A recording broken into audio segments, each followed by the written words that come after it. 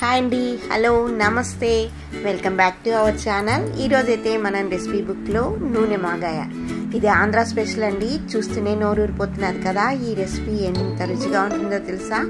సమ్మర్లో మాత్రమే పెట్టుకొని సంవత్సరం మొత్తం ఎంజాయ్ చేయొచ్చండి ఈ రెసిపీతో.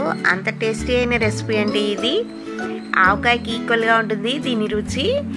అలాగే కొత్తగా పెళ్ళైన వాళ్ళు కూడా సులభంగా చేసుకునేట్టు ప్రిపేర్ చేస్తున్నా అండి ఈ రెసిపీని. నేనైతే ఇందుకోసం ఒక 9 అంటు మామిడికాయలను తీసుకున్నాను. ఈ 9 అంటు మామిడికాయలకి పైన ముచ్చిక తీయలేదండి. అలాగే నీళ్ళల్లో శుభ్రంగా కడిగి ఒక 2 గంటల సేపు నానబెట్టి తర్వాత వాటిని శుభ్రంగా పొడి బట్టతో తుడుచుకొని ఫ్యాన్ గాలి కింద 1 గంట సేపు అయితే ఆరబెట్టుకున్నాను.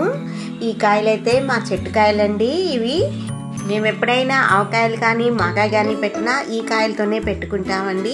ఇప్పుడు నేను 1 గంట సేపు ఆరిన తర్వాత వాటికి పైన ఉన్నటువంటి చెక్కుని తీసేస్తున్నాను పీలర్ సహాయంతో. ఇలా ప్రతి కాయకు చెక్కునైతే తీసుకోవాలి.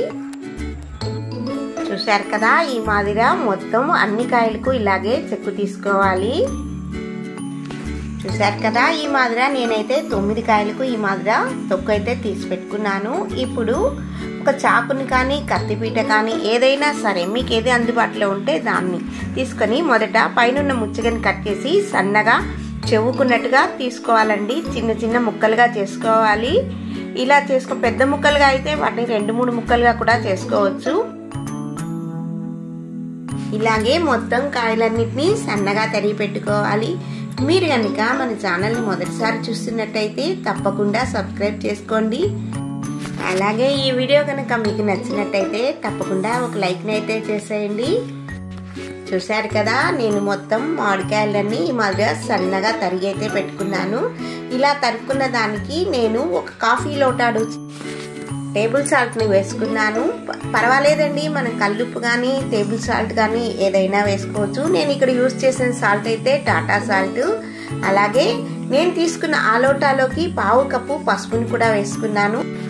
ముక్కలను అయితే కొలుచుకొని అక్కర్లేదండి, ఎందుకంటే మనం కొలతేసుకొని కొలతల ప్రకారం వేసుకున్నా అంటే మామిడికాయలు కొన్ని మామిడికాయలు అయితే పులుపు ఎక్కువగా ఉంటాయి, కొన్ని మామిడికాయలు అయితే పులుపు తక్కువగా ఉంటాయి. కాబట్టి ఎందుకైనా మంచిది మనం ఉప్పు కొద్దిగా తక్కువగా వేసుకోవడమే బెటర్ అండి. నేను ఇక్కడ అంటు మామిడికాయలు తీసుకున్నాను. అవి ఎప్పుడైనా కొంచెం పులుపు తక్కువగానే ఉంటాయి కాబట్టి నేను కొద్దిగా తక్కువగానే ఉప్పు వేసుకున్నాను. ఉప్పు కనుక తగ్గినట్టు అనిపిస్తే మనం పచ్చడి కలుపుకునేటప్పుడు అడ్జస్ట్ చేసుకోవచ్చు అండి. ఇప్పుడు ఇలా కలుపుకున్న ఈ ముక్కలన్నిటినీ ఒక ప్లాస్టిక్ కంటైనర్లో వేసుకోవాలి. ఇప్పుడు ఆ డబ్బాకి మూత పెట్టి ఈ ముక్కలన్నిటిని 3 రోజుల పాటు చక్కగా ఊరనివ్వాలి. ఇలా ఊరినప్పుడు ఇందులో ఉన్నటువంటి మామిడికాయల రసం బయటకు వస్తుంది. అలా 3 రోజుల పాటు దీన్ని ఊరనివ్వాలి. 3 రోజులైన తర్వాత మనం డబ్బా తెరిచి చూస్తే మనం డబ్బా నిండుగా వేసుకున్నాం కదండి ముక్కలు. చూసారు కదా, ముక్కాల దాకా అయిపోయాయి. ఇప్పుడు ఒక వడుపుడు బుట్ట తీసుకొని దాని కింద ఒక పాత్రను పెట్టి మనం ఊరబెట్టుకున్నటువంటి ఈ మామిడికాయల ముక్కలన్నిటినీ జ్యూస్ని పిండుకుంటూ ఈ కంటైనర్లో వేయాలి. ఇలా వేస్తే అవన్నీ ఫిల్టర్ అయ్యి నీళ్లు కిందకు చేరుతాయి. చూసారు కదా, ఈ మాదిరిగా పిండుకొని ఈ ముక్కల్ని ఇందులో వేసుకోవాలి. ఇలా ముక్కలన్నీ పిండి కంటైనర్లో వేసుకున్న తర్వాత ఒక పొడి క్లాత్ని తీసుకొని శుభ్రంగా ఉన్నటువంటిది దాంట్లో ఈ ముక్కలన్నిటిని వేసి బాగా పిండి దానిపైన ఒక వెయిట్ని పెట్టామంటే అందులో ఉన్న జ్యూస్ మొత్తం బయటకు వస్తుంది. అలా వచ్చిన తర్వాత ఆ ముక్కలన్నిటిని 2-3 స్తంభాళాలకు వేసుకొని బయట ఎండలో 3 రోజుల పాటు ఆరబెట్టుకోవాలి. ఇప్పుడు స్టవ్ మీద ఒక బాణలి పెట్టి అందులో ఒక 50 గ్రాముల దాకా మెంతుల్ని వేసుకొని దోరగా వేయించుకోవాలి. మెంతులు అయితే మాడకుండా ఉండాలి.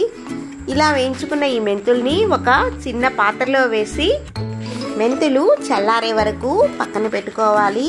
ఇలా చల్లారిన ఈ మెంతుల్ని మెత్తగా అయితే పొడి చేసుకోవాలి. ఇప్పుడు అదే బాణట్లో ఒక 2-3 టేబుల్ స్పూన్ల దాకా ఆయిల్ వేసుకొని అందులో 1/2 చెంచా మెంతులు అలాగే ఒక 2 స్పూన్ల దాకా ఆవాలు కూడా వేసుకొని ఆవాలు చిటపటలాడే వరకు వేయించుకోవాలి. ఇలా ఆవాలు వేగిన తర్వాత అందులో ఒక 2-3 చెంచాల దాకా ఇంగువ పొడి వేసుకోవాలి. ఇంగువ పొడి ఎంత వేసుకుంటే అంత బాగా ఉంటుందండి ఫ్లేవరు. మాగాయకి మెయిన్గా ఇంగువ వాసనే చాలా రుచినిస్తుంది. అలాగే ఇంగువ వేసిన తర్వాత ఒక 7-8 ఎండుమిరపకాయలు కూడా వేసుకొని పోపును రెడీ చేసి పక్కన పెట్టుకోవాలి. ఈ పోపు అయితే బాగా చల్లారాలండి, కొద్దిగా కూడా వేడి ఉండకూడదు. ఇప్పుడు పోపుని తీసి పక్కన పెట్టుకొని అదే పొయ్యి మీద మనం 1 లీటర్ దాకా నేను వేరుశనగ పప్పు నూనె తీసుకున్నానండి. ఇది వేరుశనగ పప్పు నూనె కానీ లేక నువ్వుపప్పు నూనె కానీ ఏదైనా బాగుంటుందండి. నువ్వుపప్పు నూనె అయితే మరీ శ్రేష్టం, కానీ నేను ఇక్కడైతే వేరుశనగ పప్పు నూనె తీసుకున్నాను. దీన్ని కొద్దిగా వేడి చేసుకోవాలి, మరీ తెరలాల్సిన అవసరం అయితే లేదు.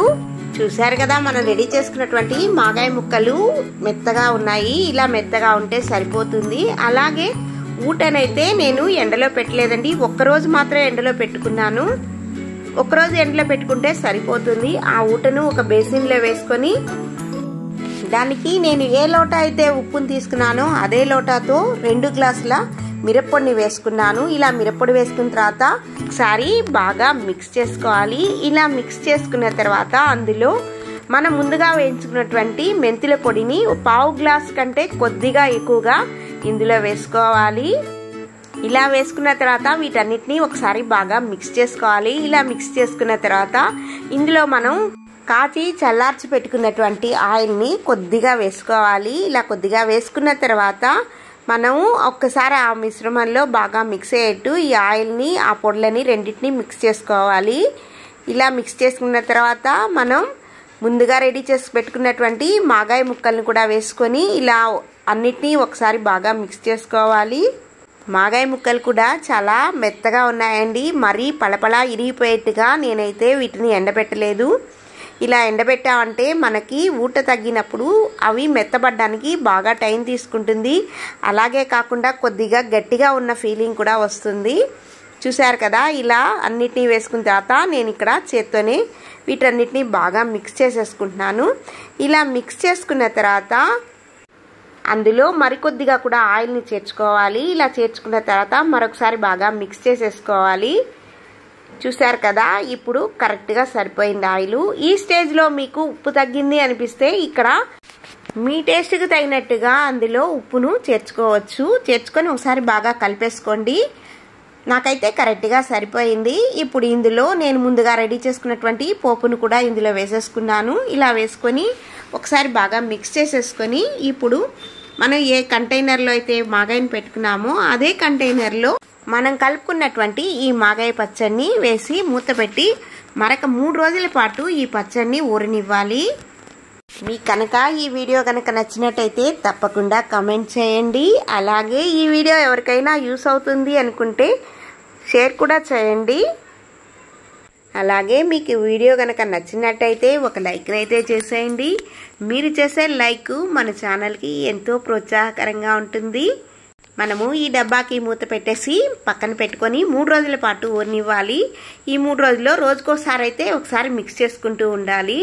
చూసారు కదా, చక్కగా నూనె ఎంత బాగా పైకి వచ్చిందో, అంటే పర్ఫెక్ట్గా మాగాయకి నూనె సరిపోయిందండి. నేను తీసుకున్న ఈ 9 మాగాయలకి నాకు దాదాపుగా 1/4 లీటర్ ఆయిల్ అయితే పట్టింది.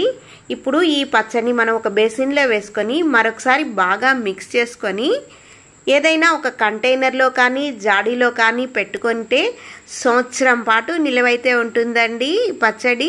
ఎప్పుడు కావాలంటే అప్పుడు మనం ఒక చిన్న డబ్బాలో తీసుకొని సర్వ్ చేసుకుంటే సరిపోతుంది. అలాగే తడి స్పూన్ అయితే పెట్టకూడదండి, తడి చేతిని కానీ తడి స్పూన్ని కానీ పెట్టకూడదు. అలా తడి స్పూన్ని కనుక మనం పెట్టామంటే పచ్చడి పాడైపోతుంది. చూసారా ఎంత బాగా వచ్చిందో, నోట్లో నీళ్ళైతే ఊరుతున్నాయి కదండి పచ్చడి ఇప్పుడే తినేయాలని. ఇది మీరు కూడా ఒకసారి ట్రై చేయండి.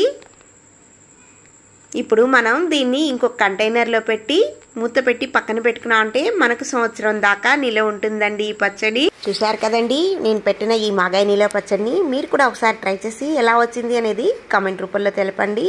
అలాగే మరో మంచి రెసిపీతో మళ్ళీ కలుస్తాం. అంతవరకు సెలవు మరి.